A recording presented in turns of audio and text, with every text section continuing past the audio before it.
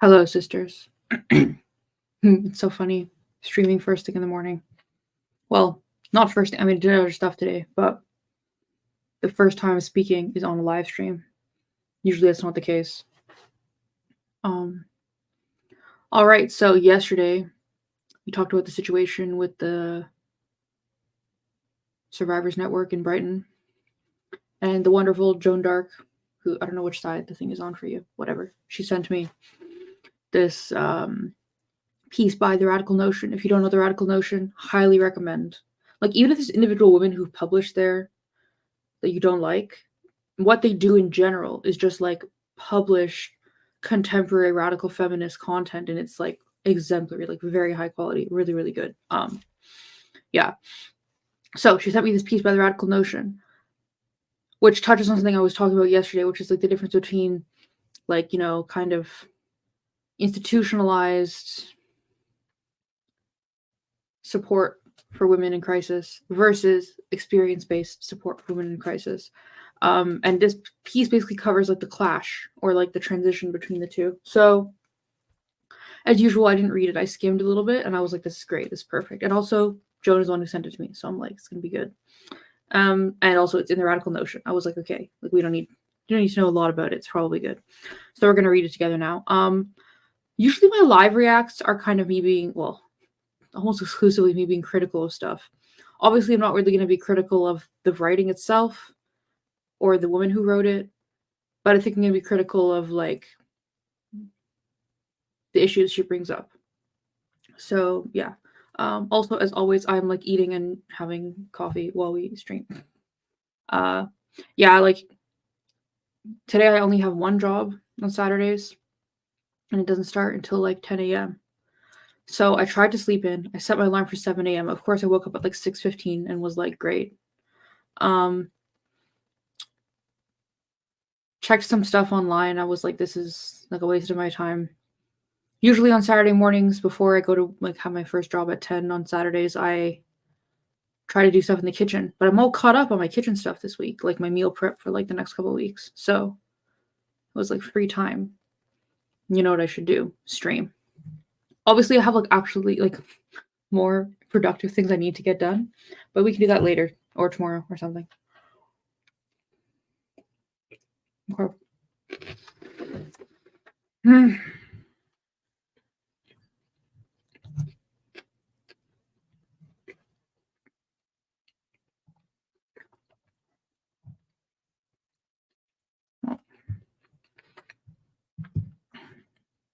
Yeah. I'm just gonna switch to this for a sec so we can see the top of the screen. So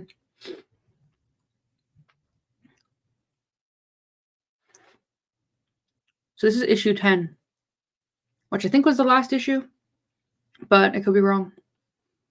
By Morag MacSween. I don't know who she is. Never heard of her. But been working with women in rape crisis since the 90s. At least. Oh no. No, 1985. Like she's been around a while. So I'm sure she has great stuff to say. I'm very excited to read what she has to say. All right. I'm going to put myself back to like the bigger view just because this is like, it's so tiny. I've been thinking about rearranging my screen again because I feel like it's still weird that like I'm a small corner of the screen, but whatever. Okay. From Talking to Women to Trauma Counselling, A Personal History of Fighting Male Violence Against Women and Girls by Morag MacSween. When did we stop calling it Talking to Women?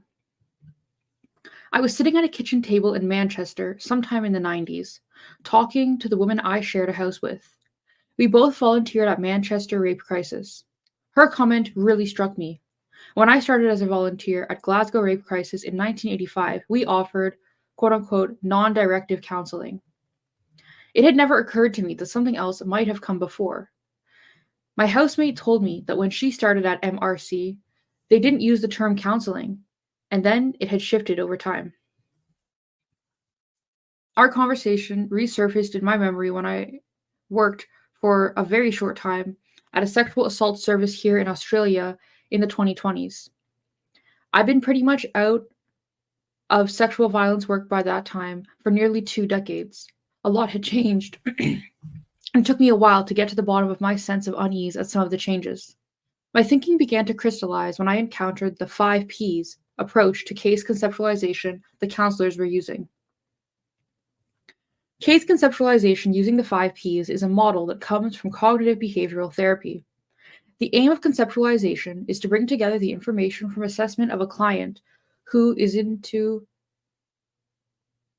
client from the assessment of a client into a hypothesis about the client's issues.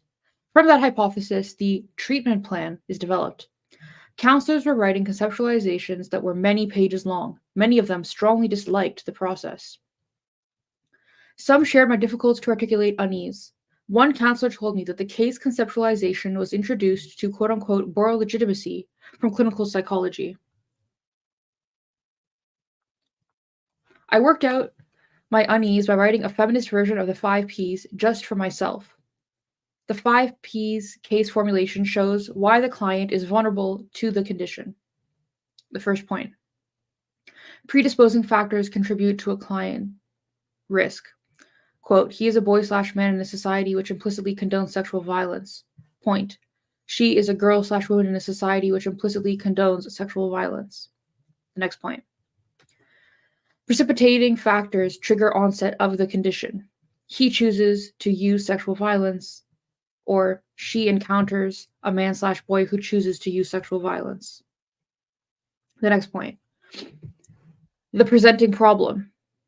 He is not held to account and remains at risk to women and girls, or she has a normal human response to trauma and expects justice. The next point. Perpetuating factors maintain the condition. He continues to choose to use violence, or her response to trauma is pathologized and she is implicitly held to account. The last point.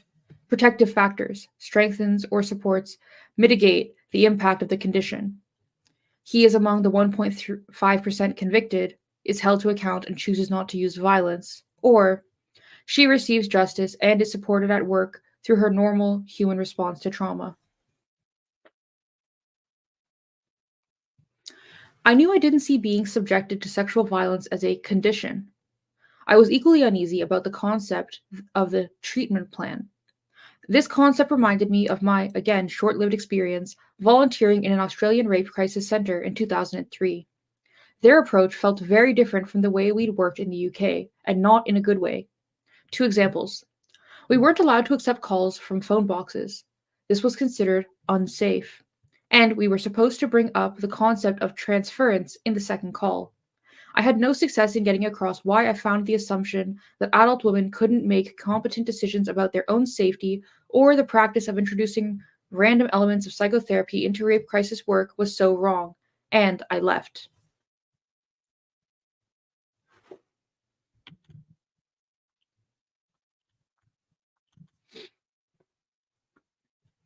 Although I hated the 5 Ps, the idea of needing to legitimize feminist counseling resonated strongly with me. Despite my 4 decades in sexual and domestic violence work, on some level, I have continued to see my skills as inferior to those of the social workers and psychologists I have seen as a client, worked with, and supervised. I've been reflecting on why, as a radical feminist, I have so devalued my lived experience as a survivor, my decades of experience in feminist sexual violence support services, and my work as a consultant in domestic violence. I've reconnected with feminist thinking on counseling and trauma, with feminists running violence against women services today, and with some of the women I worked with in Glasgow in the 80s. This has been incredibly illuminating and has changed my thinking significantly. Yeah. I don't really have much to say. I just agree with everything she has to say. I don't really have a lot of comments. My one comment though is that this is so crazy to me because it's like everyone. One of my friends is working on some writing some feminist literature, and she constantly gets rid of it or scraps it or cannibalizes it, and she's just like, well, it's not good enough. And I'm like, you are one of the smartest and most institutionally regulated, like educated women I know, and she has no confidence that her experience and her knowledge is enough. She feels inferior. I feel the same way. And this woman, like I literally started the stream by being like, well, this woman's been working in this field around this field since like the 80s. She's gonna have good stuff to say because women's experience, right? And she's like, well, I just have experience, so I kind of thought I was like less than a social worker or a counselor or whatever. I guess my one comment is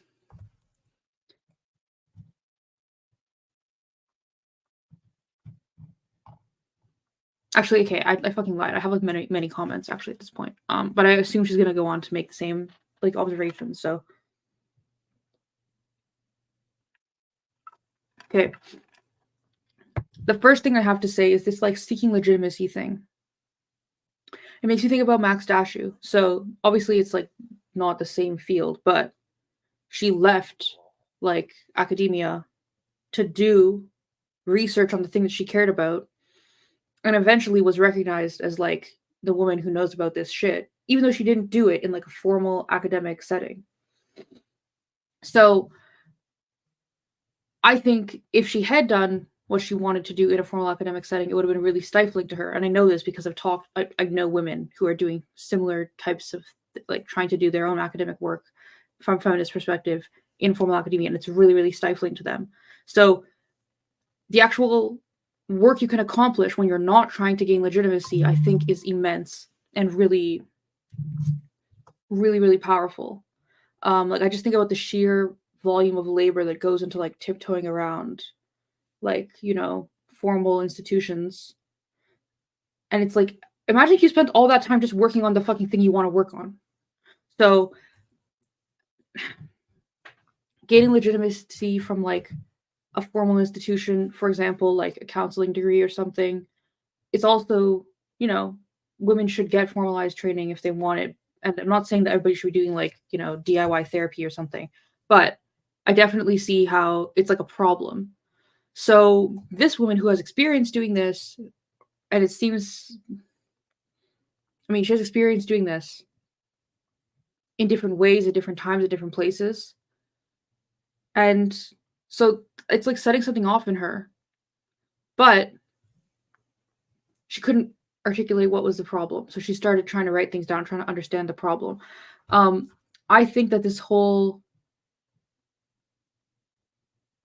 I think first of all, that trying to like standardize reactions to trauma might be like a kind of huge misstep. I'm not like a specialist in this area. I haven't spent a lot of time reading and talking and learning about trauma responses among women and stuff like that. But I think that trying to set like a standardized model for it could be like the first huge problem. The next thing is like, here they have what's the term treatment plan? What was the other term that they used? Conceptualization, hypothesis, treatment plan. Yeah. So one of feminists' big issues with like the DSM and all that is that like you can't fit humanity into a couple of small boxes that you can check off. And it seems to me that's what they're trying to do. And maybe I'm like misunderstanding, but that seems to me what they're trying to do. And given that like when you think about women experiencing sexual violence, it often is like, you know, years of buildup or like lots of small little things that happened that like set them into the mindset in which they experienced the sexual violence. And it's like, it's not some simple like one thing happened and then like, I don't know, I just feel like they're trying to oversimplify it to a degree that makes no sense. The conceptualization and treatment plan that they borrow from CBT apparently to me is really concerning because, and again, like I'm not some kind of specialist on this topic, but having spoken to women who, you know, experience sexual trauma or who a couple who worked a little bit in this field, the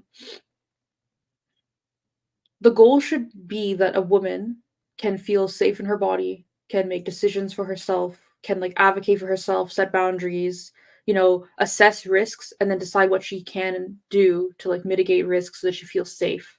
Like the goal is for a woman to be able to go into society and live her life in by whatever standard she considers to be a successful life. So when I read this, and like obviously I'm bringing my bias from like what I've been reading the last couple of days about like what's going on with other rape crisis centers. Um, when I read this, I literally am like, are they just trying to like rehabilitate women to like being normal again? Because I think that's like, first of all, so fucking disrespectful, so fucking unrealistic, and so fucking toxic and harmful. Like, at the end of the day, looking from the outside, when you talk to a woman who's experienced sexual violence, she has had this like core experience that will shape the way she views things and reacts to things for the rest of her life. Now, can she do things and talk through things and process things in a way that it will be a reaction that is useful rather than destructive to her life? Absolutely. But should the goal be to like treat her, to rehabilitate her to the point where it's like, well, that never really happened. Like it's like in the past, it's fine. Like, I don't know. Maybe what I'm saying is offensive to some, but that's like the tone I'm getting from this so far, and I don't like that. Like, I don't know. Let's look a little bit at the comments before we keep going. Where were we? We were here. I think we're about. This is really long. Okay, maybe I should do less commentary. No, I mean I have like at least an hour until I need to go. So Joan, who's the one who sent this to me, says, honestly, this article opened my eyes, really illuminating and relates to lots of the listening to older women stuff I've been on. They've done it before. They know what's up. Exactly. Seeking legitimacy. Fuck my life. I'm struggling with this and I'm in the arts. Oh, am I allowed to write a show? Yes, of course, Joan, you fool. Yes, Joan, write your show. Also send it to me when you're done. I will not like associate it with my brand because I assume like, safety and shit. But I would love to read it and support you and like, I don't know, connect you with women who will watch it or help with your crowdfunder or whatever. Yes.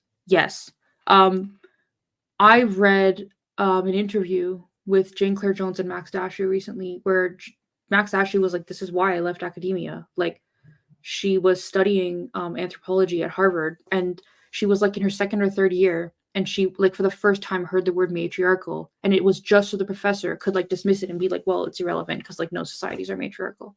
And this was like in the late 60s, I think. And she was like, so the first time I've ever heard anything to do with women that's not just like, the standard. And they told me it doesn't matter. So that means I'm going to spend the rest of my time here only talking about men. And she basically was like, fuck this shit, and left her scholarship and went off to like find for herself. So now she runs like the suppressed histories archive, Herstories archives. I can't remember what it's called, but just Google Max Dashu. She has a website. So she is now like, and it's crazy. Like if you follow her online, like on Facebook or on Twitter or whatever, like you can tell the sheer amount of knowledge she has about the issue. And it's like she didn't need to get a PhD in it to be like the one who knows about like comparing like Indonesian women's culture versus like Japanese women's culture or something. Like she knows so much stuff. She's like fucking amazing. Anyway, so I read this article about why she was like, and she's like the conceptualization of history and anthropology. As far as the way I read it was like she kind of thinks of it a little bit differently than formalized academia, because she comes at it from like a women first perspective, and that has kind of given her like more of she's been more receptive to the knowledge she's looking for because of her mindset going into it. Maybe she would disagree with it, but that's how I read this interview a little bit. And this is the name, Max Dashu. Anyway, I was like, because I want to write some books on some stuff.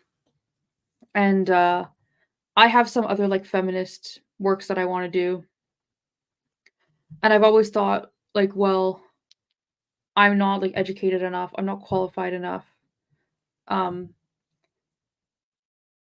just like reading Max Dashu's story, I was like, go out and get the education you want on the terms that you want, right? Go out and find the information you need in the way that makes sense to you. Go out and do the project in the way that is most efficient and most direct, regardless of like what society considers legitimate or not. And at the end of the day, you will have the thing you're looking for. You will have made the thing you're looking for the next woman. And I'm like, fucking yes. Anyway, my point is this whole seeking legitimacy thing, I think is like a huge fucking stumbling block for a lot of women's projects. in women's work, and we should just be all like, fuck that shit. Do what you want to do. Get women around you to support you, because what you have to do is important. Okay.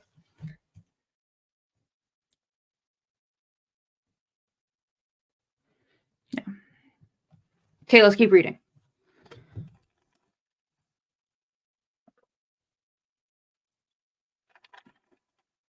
Maybe I should do a whole stream that's like women who have done amazing work outside the realm of the legitimate or something. Okay. I knew I didn't see being subjected to sexual. Wait, did we just read this? Oh yeah, we read this. Sorry. Okay, let's keep going. Okay. Yeah, yeah.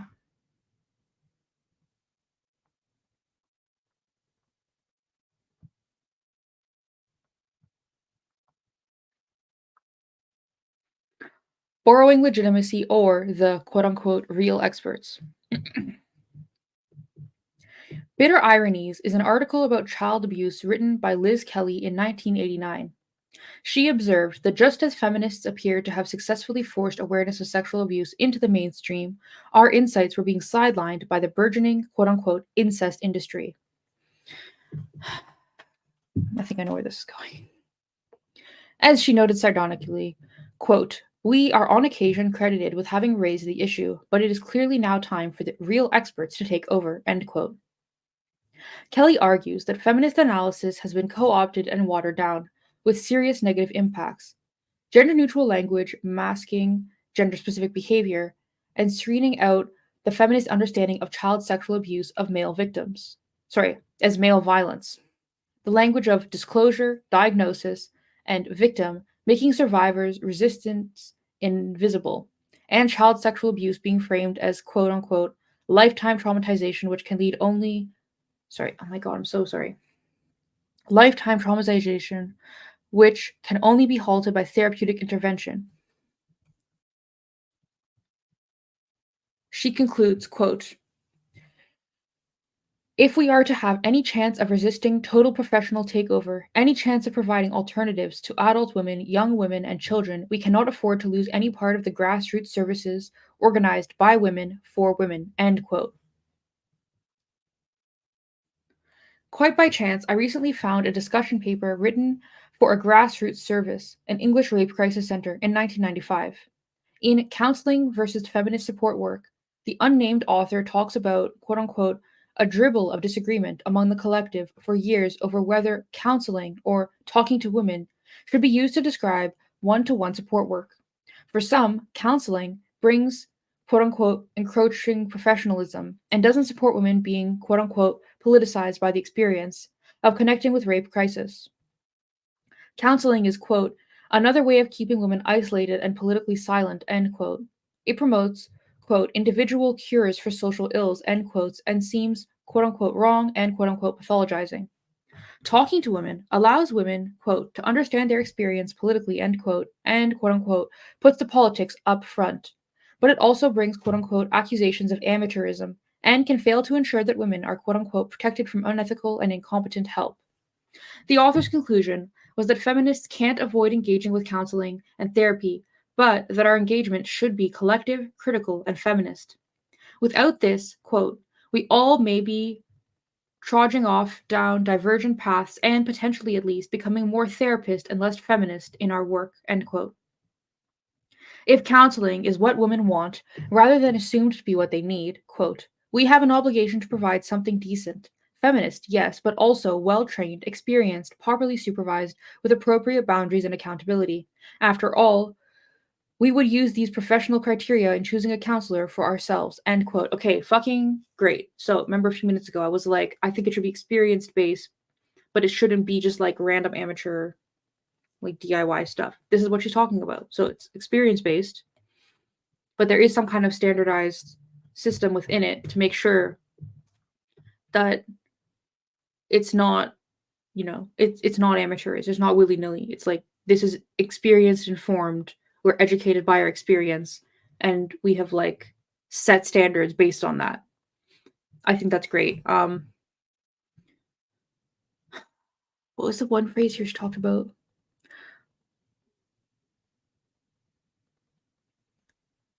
Among the collective for years, whether counseling or talking to women should be used to describe one-to-one work. For some, counseling brings encroaching professionalism and doesn't support women being politicized by the experience of connecting with rape crisis. Okay, yeah. So I thought that was really powerful. So a lot of the women I've talked to who work in this field, they got into it by being the one to access services first, and then they like stayed in it. And I'm not trying to say like you should do that. I'm just saying like that's the women I've talked to, and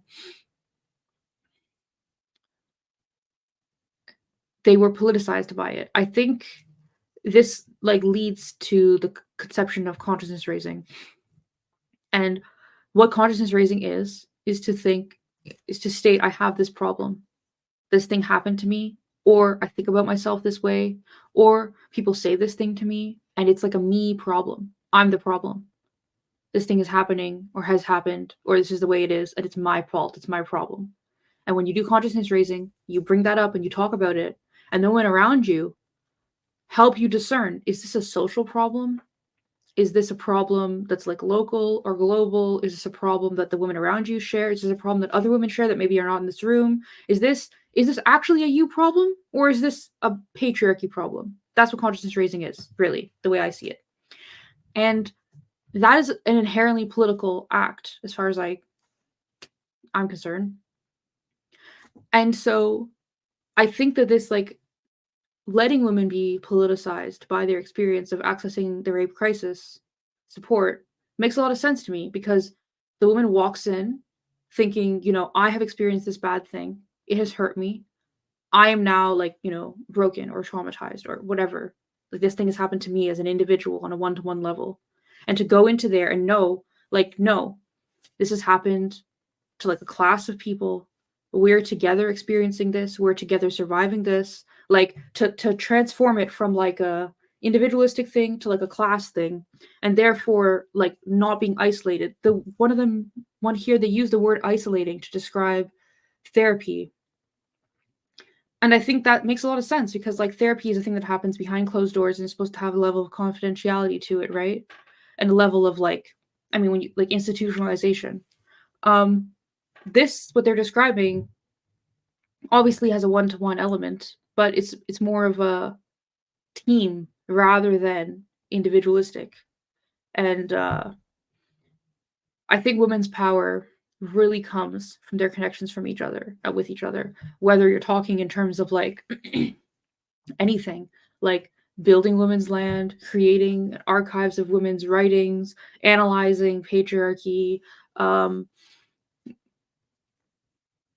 don't know, like everything women do, like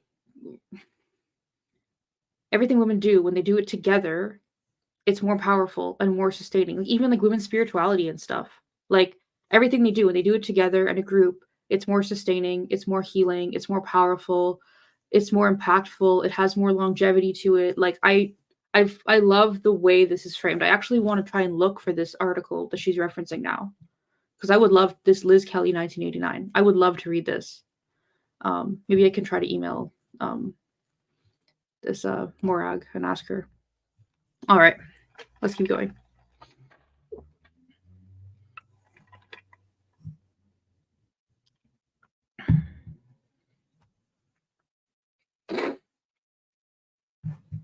Talking to women. I wanted to test my memory and oh wait, before we keep going. The one thing I was thinking about during this was actually um I was recently on a podcast with Catherine Acosta, and we talked about consciousness raising from the perspective of like detransition / re-identified women. And something I touched on in that podcast was peer support. I know very few women who found gender critical therapists, either A, who found them in the first place, and B, if they did find them, that were actually fucking helpful. Okay? Very, very few, like a vanishingly small number.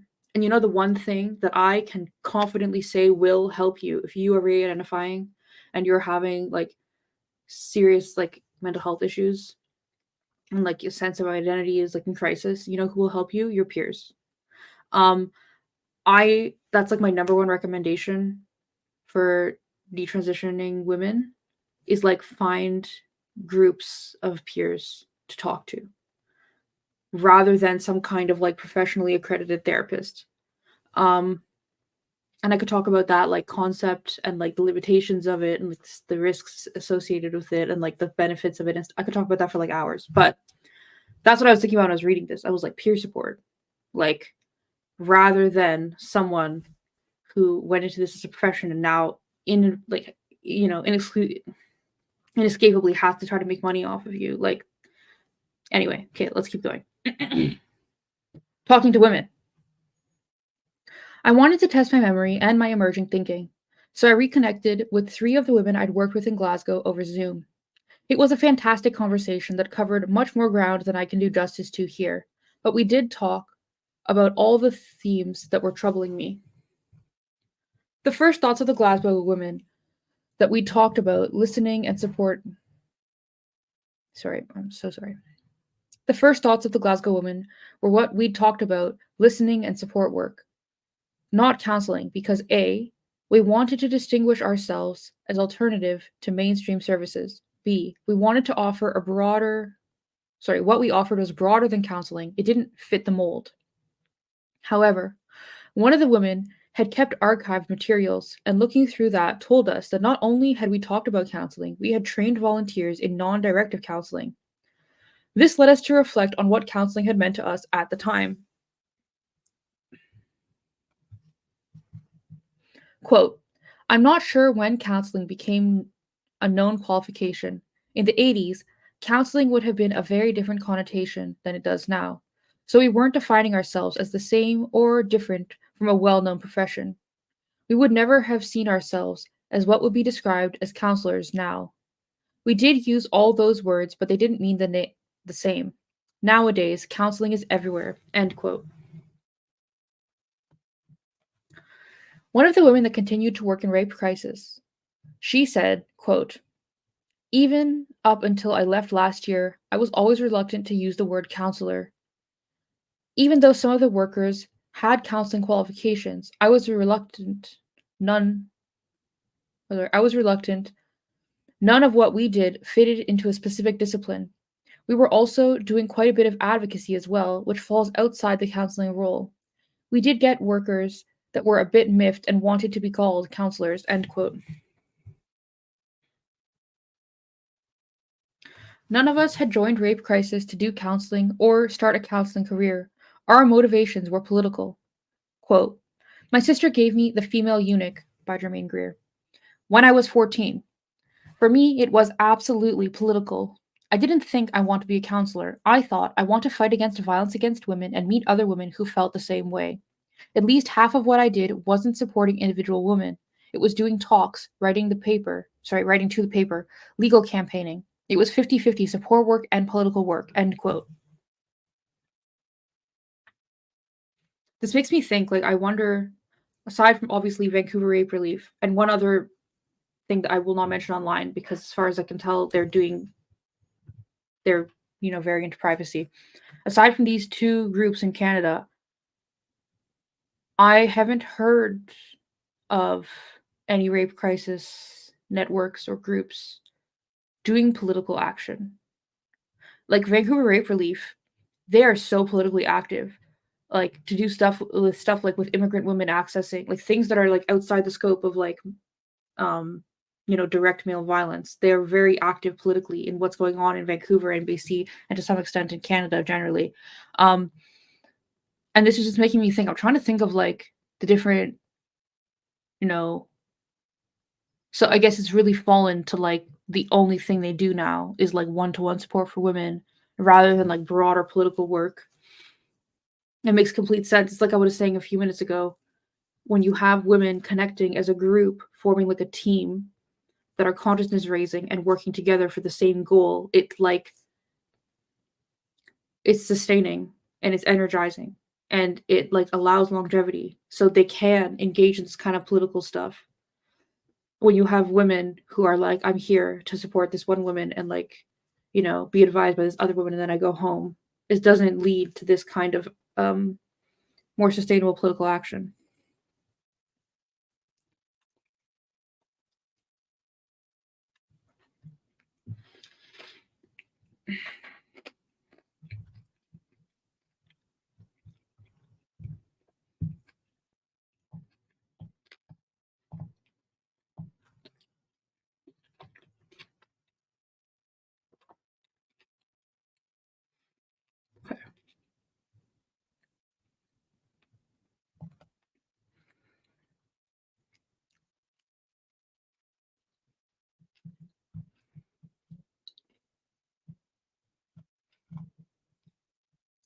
Okay.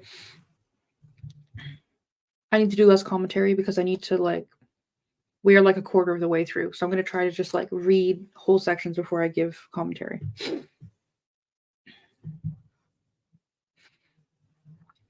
One of the women had started in rape crisis in 1981 and had no training, learning from experience. When we started training in Glasgow, we covered a feminist analysis of sexual violence as well as non-directive counselling. We knew about trauma, but it wasn't our dominant language. Quote, women usually said, I didn't fight back, so it wasn't really rape. We did understand fight or flight, but we didn't have the words for it. We said to women that the fact that you didn't fight back is a normal response. That was different to all the other messages women were getting. The normal response for most women is to freeze. What we were doing was passing on other women's experience. This is what women are telling us. End quote.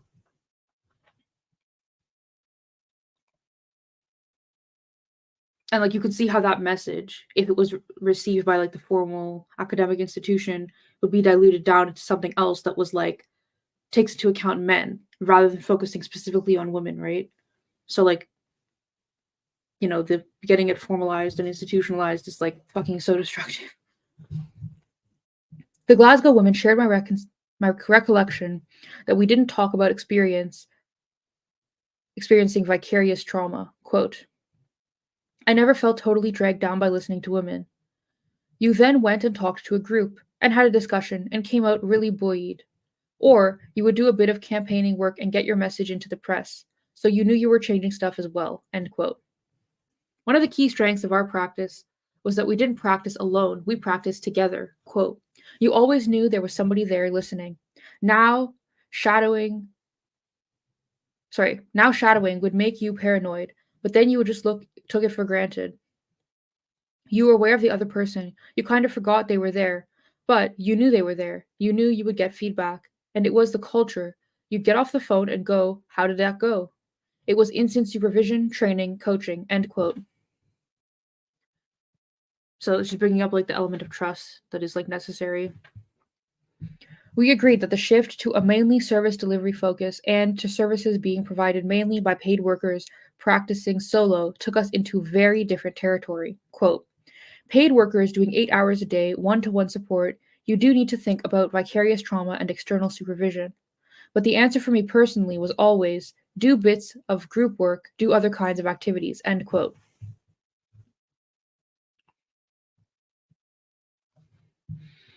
This is something that comes up a lot with recovery in detrans peer support stuff is you need to find a balance between processing and going out and doing things with your body or doing things with your interests, balance and support from real world women versus online women. Anyway, I asked the others what they thought about the shifts away from sexual violence support agencies overtly defining themselves as feminist or as by women for women services. Quote, we weren't just doing service delivery, we were also fighting back in a group of strong, independent women. We're all women, we're all powerful, we all have things to say. New volunteers came into that women-only space, that freedom, experiencing what women are like when we are ourselves. It's such a loss for young women. We all joined because we wanted to be active in moving forward the women's movement, whereas it's become professionalized. It's a job. Personally, I was on a mission. We were on a trajectory. We were fighting for systemic change, end quote. If I could move somewhere to do feminist work like this, I literally would move. I would leave the country. I can't imagine being able to even if it was unpaid, I would find a way. I can't imagine having the opportunity to engage in a political mission with a group of women who are like-minded. The Glasgow women agreed that there are real depoliticizing pressures on services now. Quote, it's part of, I was going to say diminishing and diluting, but I think it's active undermining of the feminist movement. The waters are so murky now. A lot of organizations are frightened of saying that they are feminist, for the backlash and threats, and also from funding bodies. It'll have to be gender neutral. It's really hard for feminist organizations to hold their ground as feminist organizations. The feminist activism part of rape crisis has been diluted, co-opted into the mainstream service delivery. End quote. The influence of gender identity ideology is critical to the current pressures on both by women, for women, and single sex services, sitting alongside other cultural shifts. Quote, when I reflect on the trans issue now, that reflects a very male defined image of what a woman should be. The feminist and women's rights bit got taken away, and I think that links to the shift to counseling and professionalization, because it all then became about mental health and trauma. It's nothing to do with being a woman, it's nothing to do with men being abusers. This is about people being harmed and us supporting them. It's not about men and women, it's about people. And there's this kind of people and that kind of people. Be kind. We recognize a continuum of abuse that every woman will experience in her life, that 100% of women experience. That's been eaten away at. And we seem to be back to there's normal men and there's other men.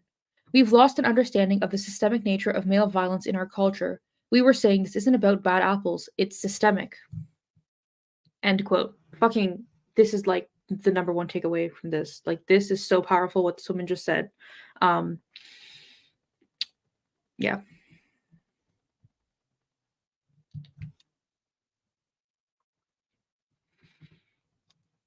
And this is why I think like this exact thing, I'm such a feminist. This exact thing is why I think like detrans consciousness raising is so powerful and that there's no therapy that's a substitute for it. This exact thing she just said. I also feel like kind of weird keep bringing up detrans consciousness raising, but it's like the best thing that I actually have knowledge about that's like analogous to this. I'm not gonna sit here and start giving like all my opinions on like what they should and shouldn't be doing in rape crisis because I have no fucking idea about it. Yeah. The amateur/professional debate, in my thinking, and in the 1995 paper, did not resonate with the Glasgow women. Quote, I don't think I ever felt that we needed more skills. I'm here to listen, and I'm here to support. And there's some things I can't help you with. You just needed to be with the woman and help her find her path, whatever path she takes out of it. New workers were often dead scared to ask women things. What if she does this? What if she says this? Just ask her. She's a grown-up. She'll tell you. We were another human being, another woman in the room. Not, I'm the professional here, end quote.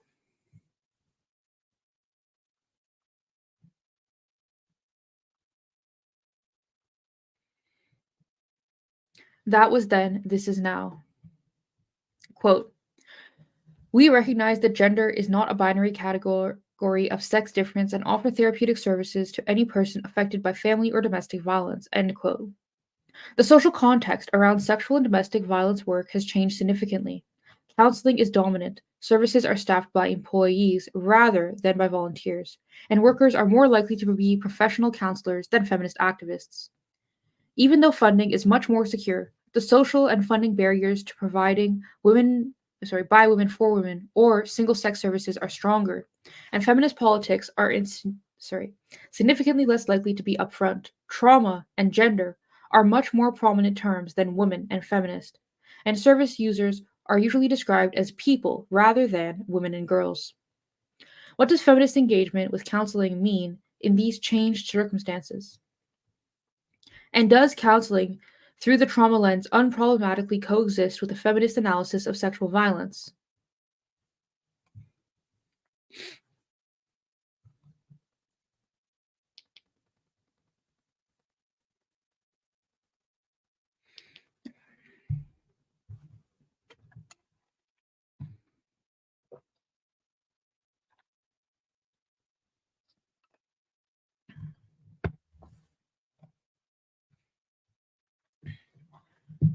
Counseling and feminism.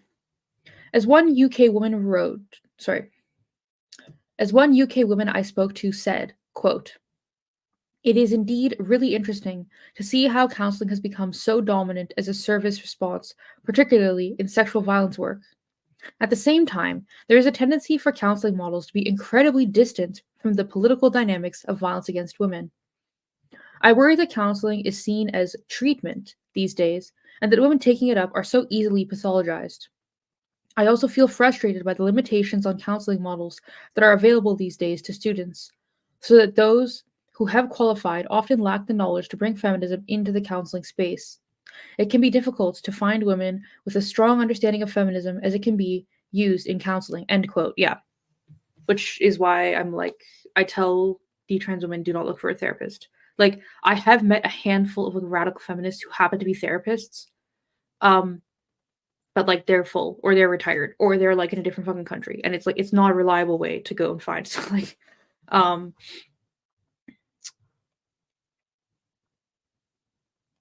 like this makes me so fucking angry because I mean, I don't know a lot about how it works, but I just imagine somebody going to get their master's degree in like counseling and they're like, okay, well, I'm looking for a job.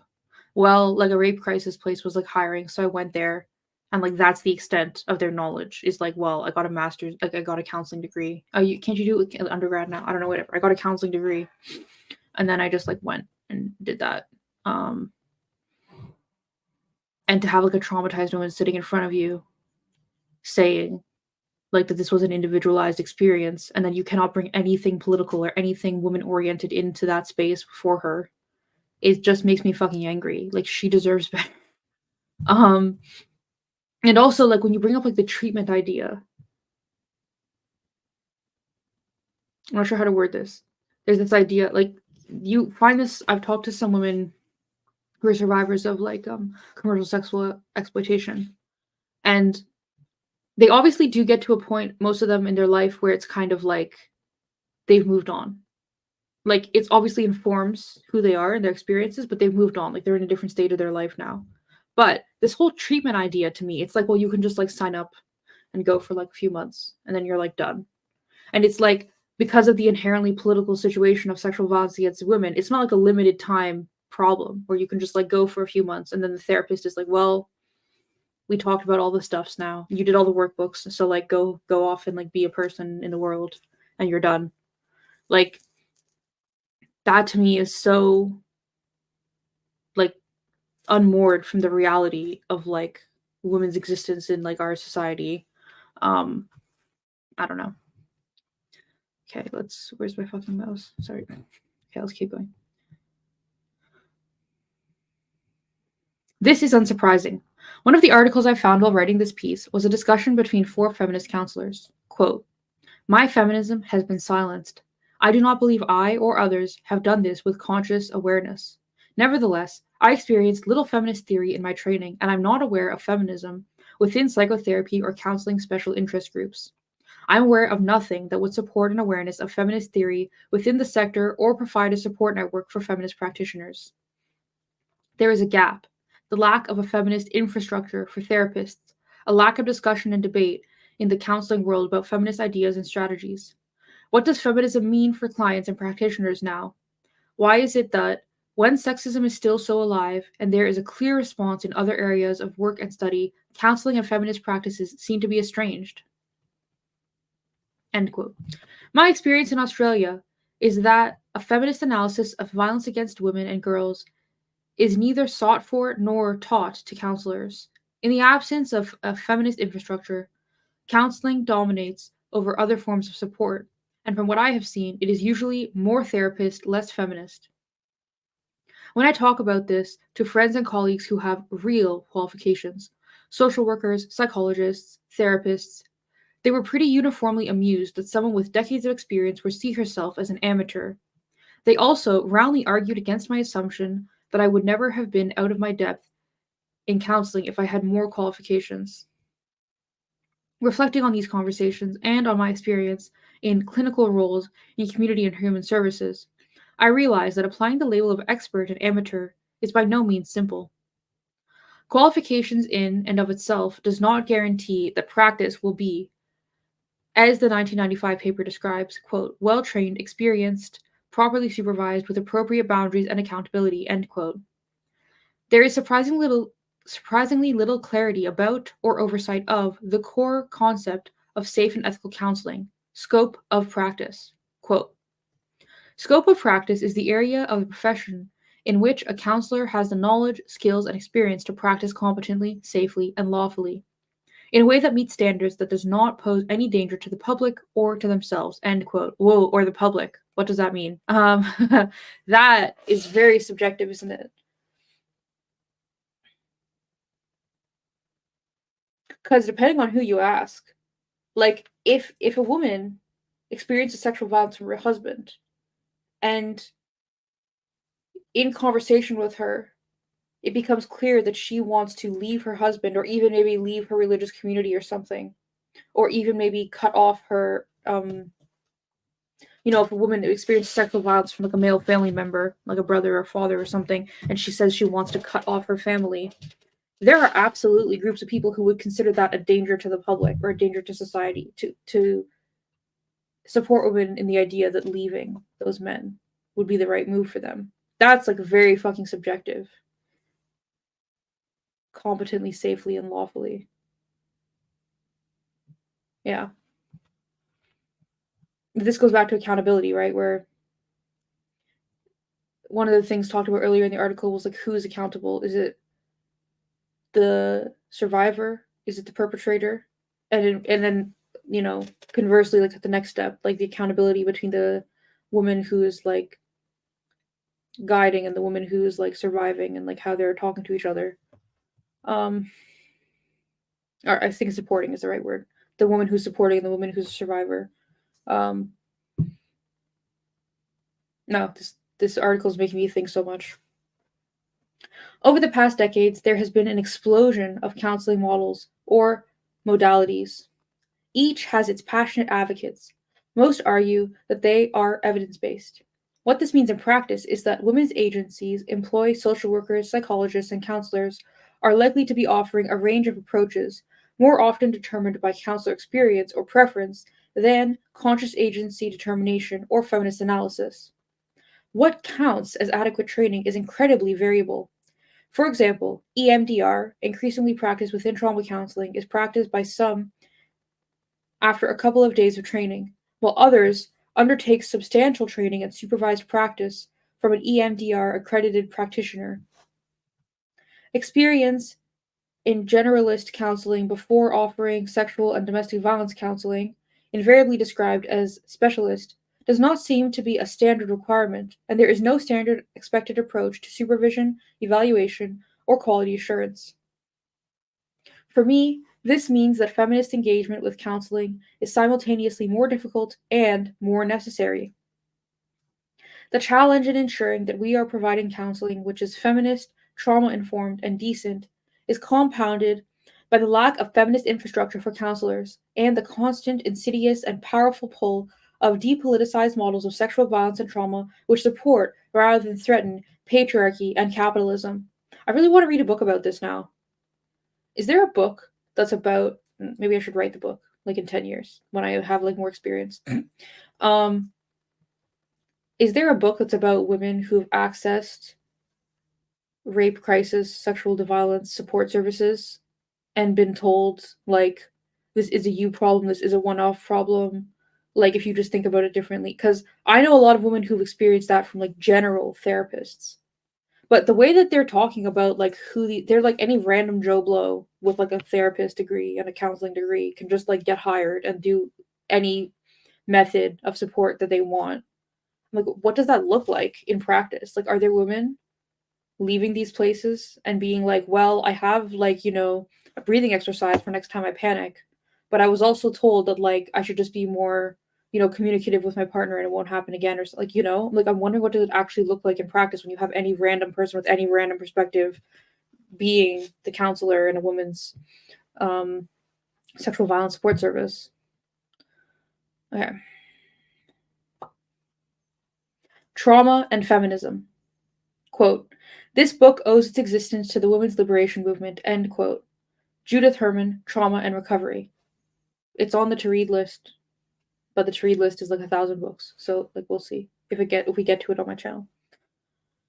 At the heart of the trauma approach is reframing traumatic stress from pathology to quote unquote a normal reaction to an abnormal event. Like many feminists, I received my first understanding of trauma from Judith Lewis Herman's Trauma and Recovering, from domestic abuse to political terror. For Herman, political awareness of trauma depends on the coexistence of a political movement. Lessening of the power of those movements leads to trauma disappearing. Bearing witness to trauma, accepting the reality and frequency of the abuse, to which it is a reaction, is an inherently political act. Feminism is the quote-unquote intellectual mainspring of Herman's work. Toward the end of Trauma and Recovery, Herman considers the future for trauma studies in their place, if their place in political awareness is sustained. Quote, legitimacy can be a mixed blessing. The next generation of researchers may lack the passionate intellectual and social commitment that inspired many of the most creative earlier investigations. In this new, more conventional phase of scientific inquiry, there is some cause for concern that integrative concepts of contextual understanding of psychological trauma may be lost, even as more precise and scientific knowledge is gained. The very strength of the recent biological findings in PTSD may foster a narrowed, predominantly biological focus of research. As the field of traumatic stress studies matures, a new generation of researchers will need to rediscover and essentially the essential interconnection of biological, psychological, social, and political dimensions of trauma. Yeah.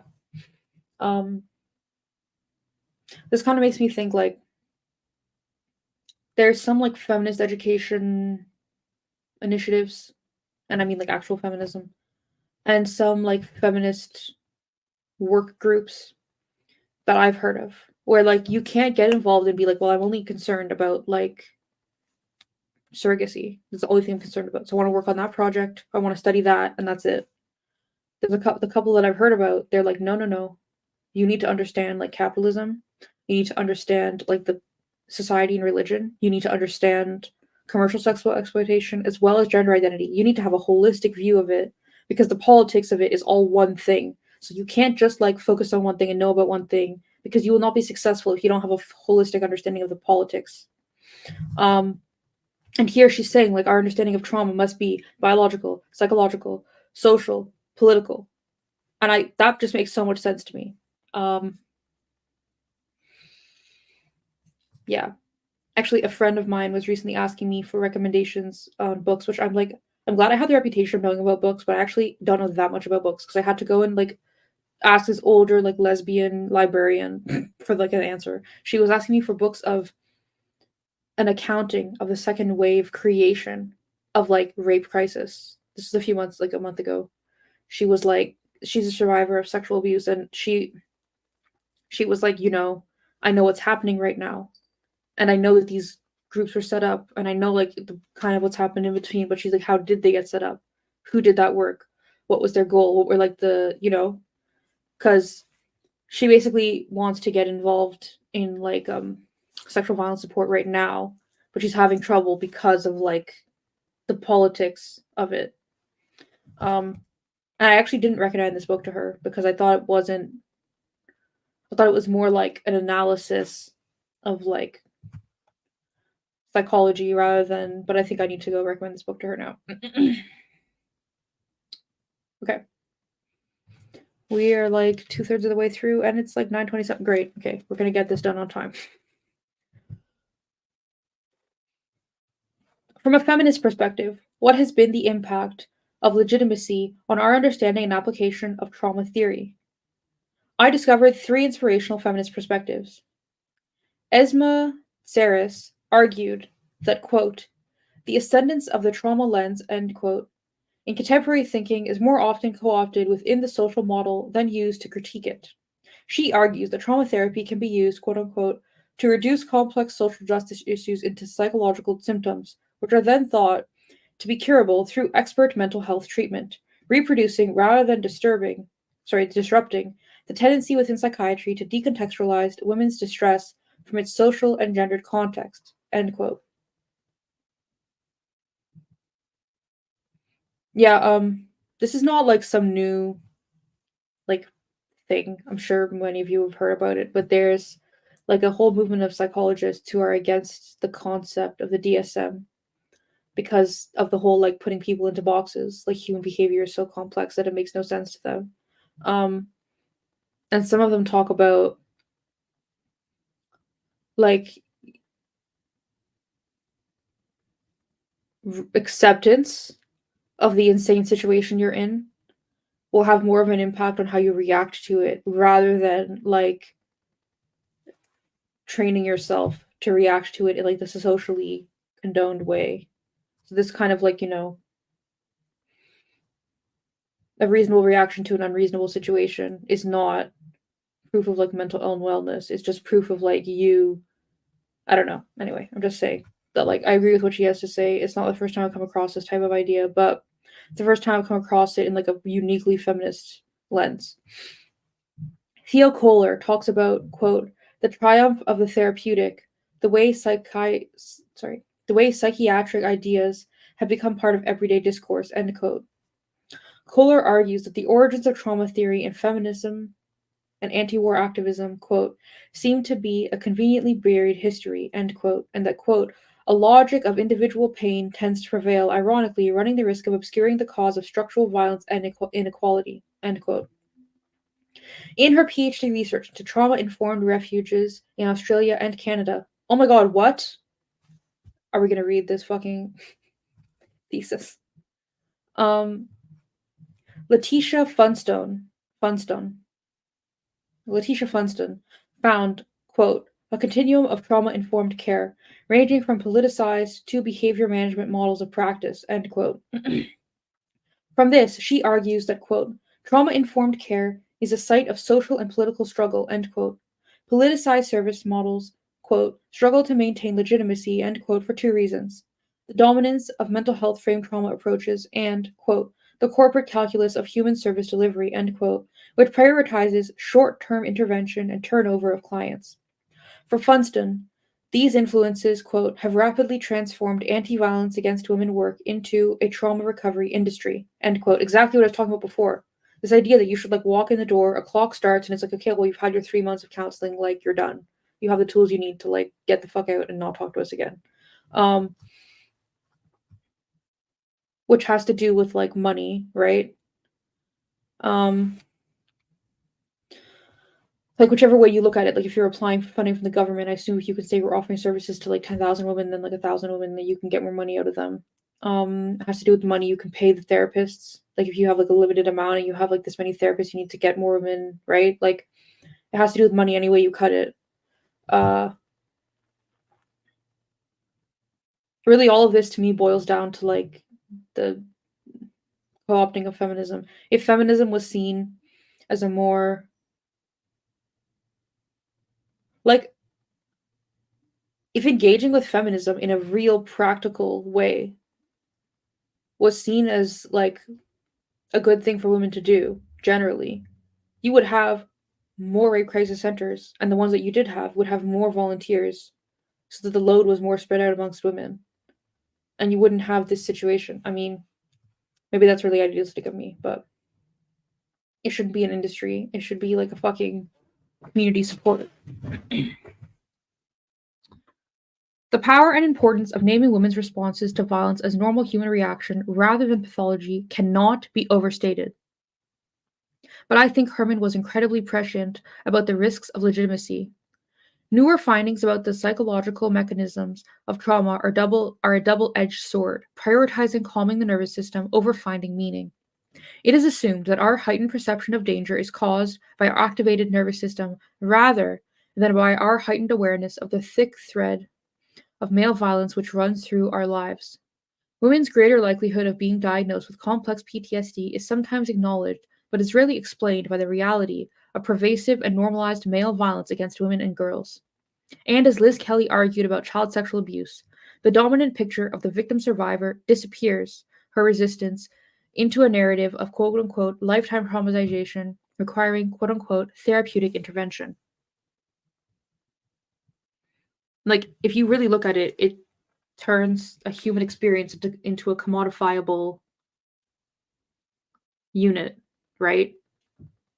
The political system involves women being traumatized. Like, I've never been personally, physically, sexually traumatized by a man. But I've been traumatized by watching porn. I've been traumatized by like cyber sex, right? And I think that I could be a person who might think therapy, I have in the past thought therapy would help me. I should look for therapy.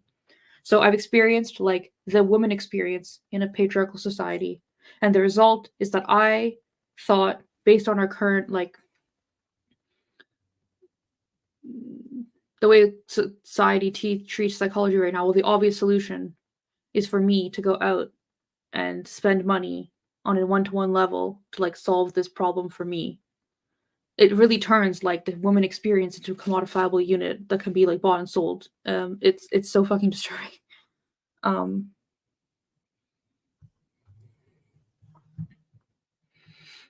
like at the beginning when she mentioned incest industry, I've read a handful of like feminist. I put that in air quotes because these women are so fucking like unhinged that I was like, you do not have like complex political analysis of this. Like you're like, what are you even saying? Texts to do with like incest therapy, and they were so fucking unhinged. But it became clear that this was like a woman. Like I don't know, as soon as you make something your career and it's to do with trauma, the ethics of it become very complicated. Okay, let's keep going. I'm left feeling pretty naive about my previous uncomplicated view of trauma. For a sociologist and a feminist, it should have been absolutely unsurprising that the political explanation for trauma would be co opted and watered down. After all, the biological and psychological elements of trauma are palatable and unthreatening to the social order, and it is entirely convenient for its social and political elements to fade quietly into the background. Reconnecting with the Glasgow women and women working in the UK has now repoliticized me. It is in my own practice and in my own experience, I've seen and experienced the burden lifting, light bulb moment impact of the power and control wheel, and of explaining the commonality between perpetrator tactics in sexual abuse and military tactics used with prisoners of war, and in providing a solid, unequivocal answer to the questions why did he do it and why did he do it to me?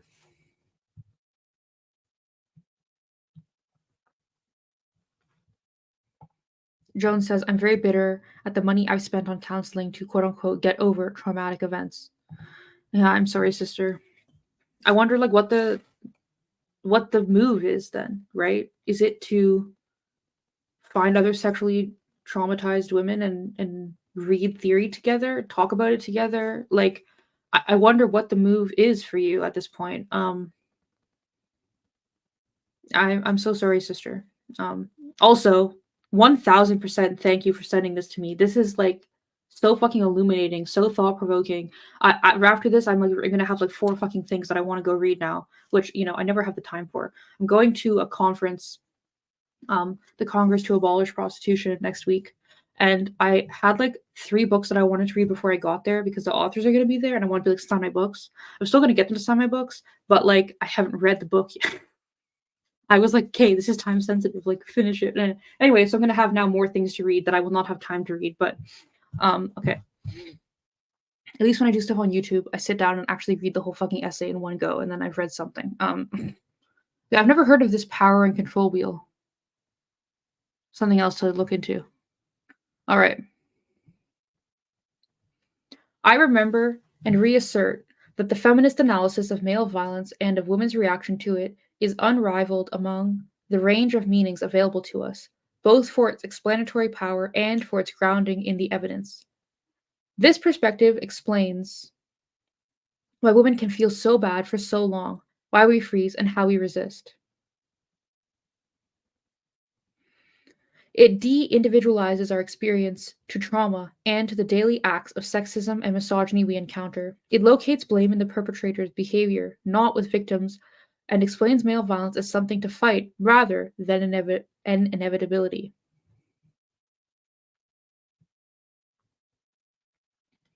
It seems to me that maintaining a feminist or a politicized trauma perspective in sexual and domestic violence services is now harder than it ever was. It means swimming against a powerful mainstream in the context of a re energized men's rights activist movement and negotiating with quote unquote the corporate calculus of service delivery. In my view, we need to repurpose the master's tools, develop service models, program logics, and evaluations to demonstrate, in language more likely to be heard, that feminist sexual violence services are evidence based and effective. Yeah, I'm totally here for that. I wonder about that too. Like when I look at like trans activist lobbyists in Canada, I'm like, how hard would it be to like literally take their business model and like just replace a bunch of their language with my language and then get seen as like legitimate and be able to like interface with the government, get funding from the government to do what they're doing, but like in service of women. Um, like I think we kind of have to play them at their own game at this point. Like when you see what's going on with Edinburgh rape crisis, or when you see what's going on with the Survivors Network in Brighton, or like if enough women were committed and lived in that area, they could like recreate the service and then like tailor it to actually serve women.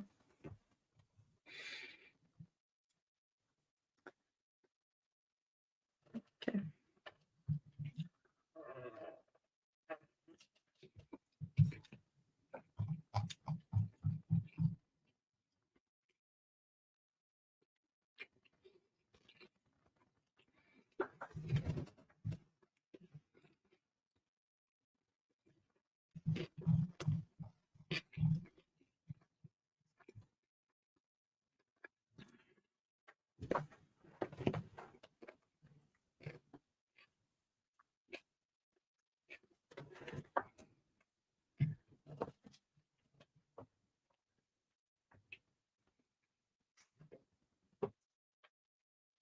Okay. We're very close to finishing this. I feel kind of bad that I started this like when I have a time limit because I feel like I'm kind of rushing through it, but it's probably good because I didn't go off on like a 20-minute tangent about like some random book or whatever.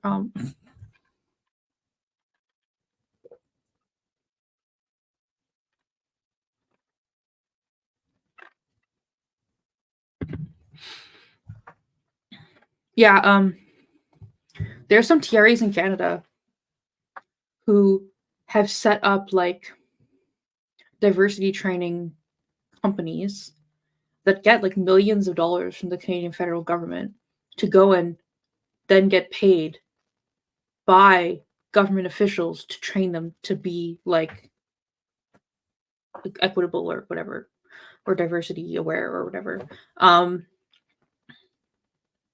And then they get, because they've like formed connections with the government, then they get invited to one-on-one conversations with government officials behind closed doors, and they're not registered as lobbyists because they're like activists.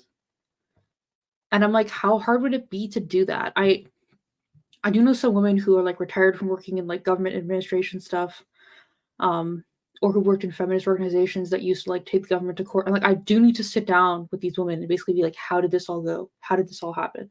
Maybe that's the way for me to like do feminist work and also like not have to work two jobs. I don't know how that shit works, but it is theoretically possible for women to do that shit, at least in Canada with the way it's set up. Okay. Feminist, yes, but decent. I think the 1995 paper is spot on in identifying, quote, collective critical feminist engagement, end quote, with the theories and practices of counseling as core to running a service that is both feminist and decent. I'd add that we equally need to engage in this way with the theories and practices of trauma and with the impact of a shift to full time counseling roles. For me, engagement would be supported by three things: a service model developed through collective critical feminist engagement, a rethinking of vicarious trauma. I think that a word you might be more familiar with is secondhand trauma, and a rethinking of counseling only roles. In my short lived return to sexual violence support in management in Australia, I began to develop a service model which would allow women and girls to choose the services they wanted: crisis support, witnessing, advocacy, short term counseling, or long term trauma therapy. The model set out of the experience, qualifications, and scaffolding required to provide these various services safely, well, in a trauma informed way, and within a feminist analysis of sexual violence. From the experience of writing this piece, I would now add that we need to 1. Adopt a clear agency position on the counseling approaches or modalities used. 2. Recruit counselors with experience and adequate training in those approaches. 3. Provide training in feminist analysis of sexual violence, trauma, and counseling. 4. Provide supervision with supports in scope feminist and trauma informed practices. We didn't talk about vicarious trauma or compassion fatigue in Glasgow rape crisis in the 80s. But then we didn't have paid workers doing full-time counseling. We were activists as well as service providers, and we practiced in pairs. From my experience of supervising workers in full counseling roles, I think a focus on vicarious trauma is absolutely critical. I also think we need to be aware of its potential to become depoliticized and detached from context. Vicarious trauma is too often individualized, with the response being self care by the worker rather than a comprehensive response by the agency. The source of vicarious trauma is too often located solely with the client, rendering invisible the impact of supporting survivors in a culture of misogyny, injustice, and re traumatizing systems, also known as bullshit fatigue. Never heard that before. Um,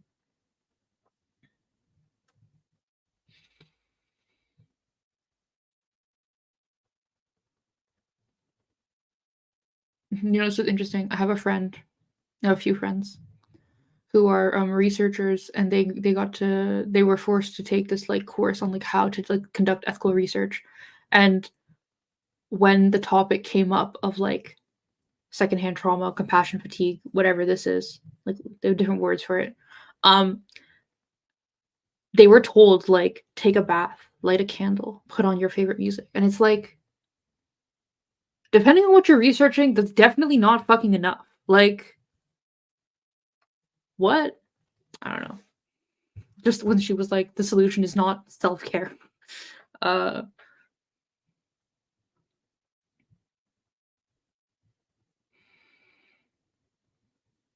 yeah. The potential for developing vicarious resilience and compassionate satisfaction from working with amazing, powerful, resisting victims, survivors, through fighting back in a group of strong, independent women needs to be recognized and fostered. When counseling runs in parallel to other forms of support, systemic work, or collective activism, rather than being integrated with them, it is fertile ground for vicarious trauma. One of the tenets of counseling that I think we should push back against is the idea that counseling cannot coexist with other forms of support, such as advocacy or case management. Indeed, this is what women are telling service providers they want, what they choose, when they choose to listen. I am more convinced than ever of the compelling need for an alternative to the mainstream, delivered with proudly and explicitly feminist expertise and professionalism. Feminist professionalism. That has like so many connotations. That's something to explore. Not now, but another time.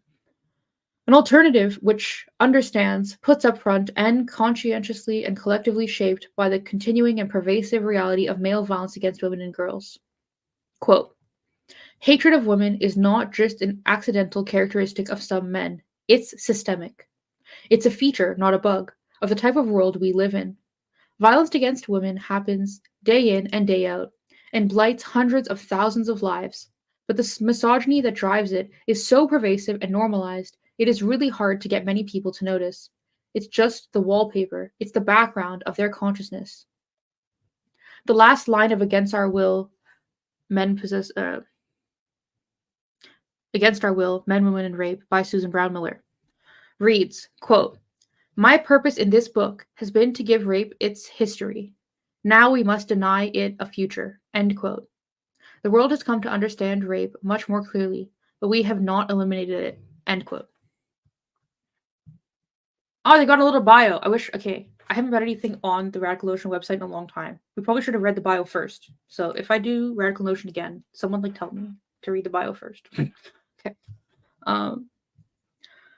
Morag MacSween has worked in the male violence against women and girls movement for over 30 years in Scotland, England, and Australia. She has also worked in child protection, mental health, and trauma services, and is interested in the ways that feminist analysis of sexual violence are ignored, attacked, and co-opted, and in how dominant explanatory frameworks in turn shape feminist services. She is a radical feminist, Marxist, and proud Scot that is proud of the women in Scotland, not the government of Scotland. She offers consultancy, coaching, and clinical supervision. She lives in Tasmania with her partner, Charmaine, and their cat, Angelica. I love the cat mention. That's how you get feminist legitimacy. Mention you have a cat. Do we? Oh, there's a dark mode. Ooh la la. Oh, but it's not for like the lol. I know it's issue 10. Is that like the last? There's no date here at the top.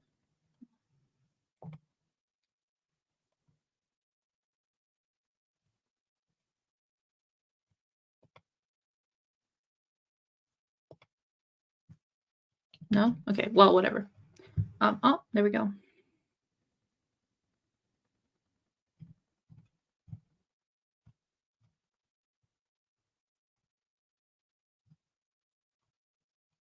Okay, well, whatever. You know, the link is in the description, so you can go and poke around the website yourself.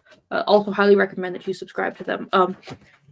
Just gonna like throw it out there. They have a virtual subscription and a paper subscription. So if you want to save money, or if you're like international, you use the virtual subscription. At least last time I checked, pretty sure. Yeah. They've had like fucking. Is it? Oh, now I can't remember who it is. I think Sarah Hoagland has written for them. Max Dashu has written for them. Obviously Jane Claire Jones writes there. Esme Strickland writes for them. Just there's a lot of women with like really. Eliza Mongreen has some of her stuff in there. Things like Katya Freitas. Yeah, of course. Like I'm just looking at the names here. Oh, I think Esme Straight. I don't know. You know who I'm talking about, probably. I don't know how to say their names. Elizabeth Hungerford. Yeah. So, yeah, a lot of really cool. Is like I'm literally looking here and I'm like, actually, those two women, I really don't like what they've done and what they have to say. But the like majority of, so I'm like, you pick and choose, you know, like it's not everything in the book's gonna be, in every issue is gonna be for you. But I really like the work that the Radical Notion does. Highly recommend. Right. Perfect timing. I have 20 minutes till I have things scheduled. So I need to go.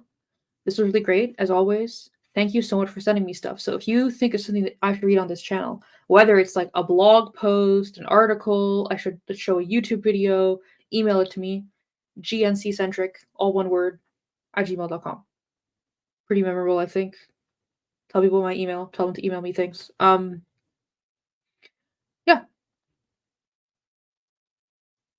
Uh Thanks for coming. I know it's a weird time. I wonder if anybody in the East, like, why the fuck is Beaver streaming? Oh, okay. Actually, we have a few minutes. Let me talk about this. I've changed my name.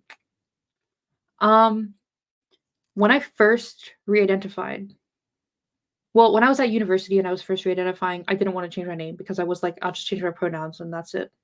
And even that was like, I was so like hands off. I was like, well, I made a Facebook post like, call me what you want, I guess. Like, I don't really care.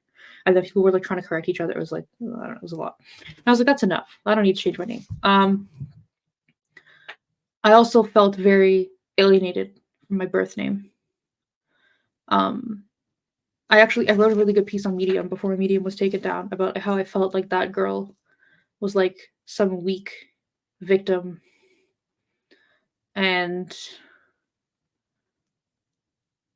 disgusting things had happened to her and she wasn't like strong enough to overcome them. I didn't want to be that girl anymore. And I know I've gotten to a place in my real life where I do use my birth name, but I'm not going to use it on the internet because like safety. So it's gotten to a point now. I probably should make a separate video about this, but like whatever. I think if anybody's watches all the way to the end, they're probably like an actual fan of mine. So then like hi. Nice to see you. I've gotten to a point now where Benji is just like a nickname I use for feminist stuff. Like that's basically what it is at this point.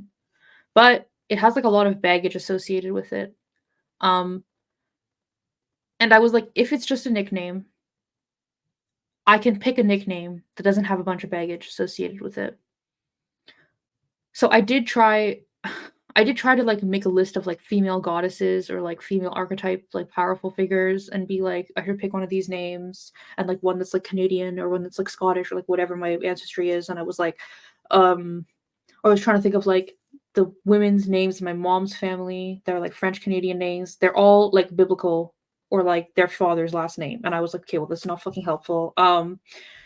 And I don't know. I thought a lot about it. I also, a friend of mine, um, another re-identified, well, she's detransitioned woman who I really respect, who's been doing like grassroots detrans advocacy stuff since like 2013. I was hanging out with her last summer and she told me she was doing a dyke name change. And I was like, what the fuck is that? She was just like, a name change. That like lots of dykes do that. And I was like, that's true. Like I've come across a lot of dykes who like the name is like Mike or something. And they're just like, well, like my birth name is like, you know, Sarah. But like I just feel like Mike fits me better. So they're not doing like a gender. They're just kind of like, I feel like this name fits me better. So like call me that. And like they just introduce themselves as that and that's that. It's not like they're trying to like force you to perceive them. Like they're not doing trans things. So that has always been a thing. If you look up like a lot of like high profile lesbian, especially during like the butch femme culture era, like, you know, pre 1960s or whatever, it was very common for butches to just like pick a name and be like, that's my name. And everybody was like, yeah, no problem. So anyway, my friend was like, I'm doing a butch name change. She changed her name. And I was like, oh, that's so cool that you were just like, this name has baggage. So like I just chose like a new name that I think better like fits my personality. Which I have thought about doing that before, but the entire concept of a name change to me is so like transy that I didn't want to like do like a trans in the other direction, you know? Like I've just been like I've literally been thinking about it. How long have I been fucking re-identified now? I've been thinking about it for like 6 fucking years. Every like couple weeks I'm like, the new name, like what should it be? How should I introduce it? Blah blah blah. Anyway, I was talking to my best friend about this on the eclipse weekend. We had the eclipse. I went hang out with my friends, like we had like a lesbian eclipse weekend thing. And I had introduced them several times, like I need like a new nickname, a new name for like my feminist stuff.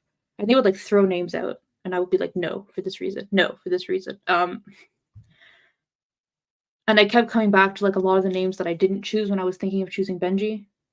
Like the deciding factor in choosing Benji was that like it like if I was introduced to someone as Benji, if they looked at me and couldn't quite tell if I was male or female, they would think like, well, the name Benji is like obviously male-ish, like it's a man's name, but it's like cutesified or whatever. That was like the deciding factor. It actually wasn't my first choice. My first choice was Ewan. For like a lot of different reasons. I used to be really into like carpentry when I was a kid, and yew wood is like a very strong, very like soft wood that's like flexible. And I was like, oh, like my trans journey of like, you know, like flowing and like being flexible and like that I'm like strong, resilient and stuff. And like all the reasons I like that name, I still like it. But because it was on the list when I was like fucking 15, I was like, no. So anyway, I kept throwing out names. My friends were like, no. And then they threw out names and I was like, no. And then finally my friend was like, she was like, you should, I don't even remember how it went, but basically I was like, how about the name bear? Like an animal, like bears are cool. But then I thought about S. Bear Bergman, who, if you don't know, some Canadian queer activist, author, dude, woman, person. And I was like, oh, like, no, thank you. Association with that. And then she was like, Beaver. And I was like, that's it, Beaver. That's my name. When you think about like beavers as the animals, they're like industrious, hardworking. They're cute. They're Canadian. They're like one of the symbols of Canada. I'm Canadian. And then like lesbian women connotations. I feel like it's a very fucking great name. So then anyway, hello, my name is Beaver. I'm not gonna be like genderist about it. Like I don't give a fuck. Like I think I even accidentally referred to myself as Benji in my last video. Like I don't care. Like eventually it'll like transition over and we'll transition. Eventually I will just like refer to myself as Beaver and you will know me as Beaver and people will call me Beaver and I'm like whatever. So yeah, name change. I was gonna make a whole video about it. I guess I still should, so I can make like a 2-minute video and just like leave it up top of my page. But yeah, it's not like a big deal. But some of you were like joking around that you saw my name last week. But yeah, okay. So thanks for coming to my stream. May or may not do a stream tomorrow. I want to, but probably it's not advisable because I have other things I need to do. Yeah. All right. I'll see you guys sometime soon. Hope you all have a lovely weekend.